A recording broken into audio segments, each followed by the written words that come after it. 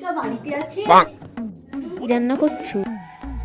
আমার খাইকার বাড়ি দিয়ে খেসতে পারে না, আমার মেয়েটাকে সবটা ওই খারাপ করেছে, হারামজাদি মেয়ে। কিছু বললে? বলি তুই চুপ করে বস তো আগে।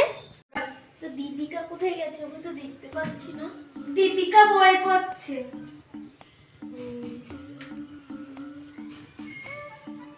আজকে কি কি হচ্ছে রান্না? ওই হচ্ছে, খেয়েই তো জানতে পারবি তখন। A few moments later. হ্যাঁ সত্য খেলা করি, শুধু পড়ে তোর কি হবে? চ চ।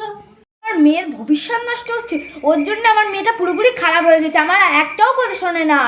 দাঁড়াও দেখাচ্ছি মজা। দেখাচ্ছি মজা। কি বলছিস?